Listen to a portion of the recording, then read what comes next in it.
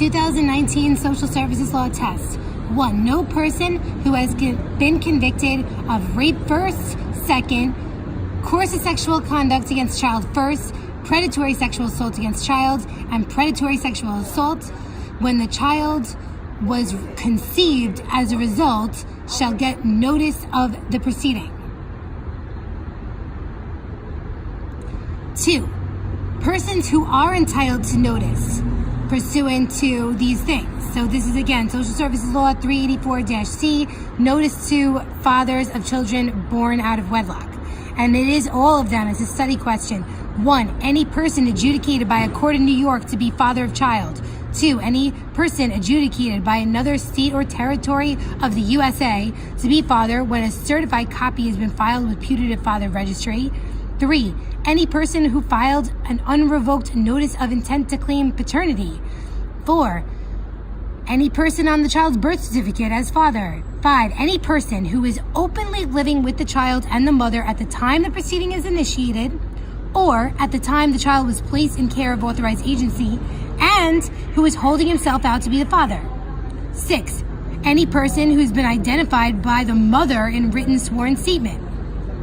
7. This one's important. Any person who is married to the child's mother within 6 months subsequent to the birth of the child and prior to the execution of a surrender instrument or the initiation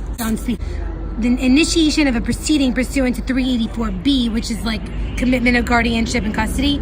8. Any person who has filed with the putative father registry an instrument acknowledging paternity of the child. So let's go over those quickly again. Adjudicated by the New York court. 2. Adjudicated by another court. Certified copy filed with the registry. Unrevoked notice of intent to claim paternity. Recorded on the birth certificate. Living with child's mother and holding himself out to be father. 6. Identified as child's father by mother in written sworn statement. Married to the mother within 6 months subsequent to the birth of the child and prior to the execution of a surrender. A surrender, again, is when you give up the kid for adoption or the initiation of a proceeding to take the kid away and, not voluntarily from the parents.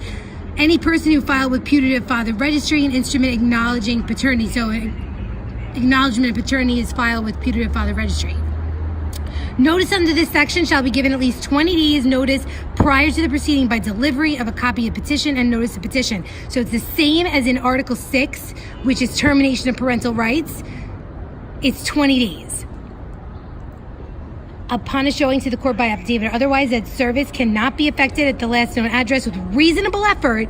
So not due diligence. Remember, civil, it's due diligence. This is just simple, reasonable effort. Notice may be given without prior court order thereof of at least 20 days by registered or certified mail.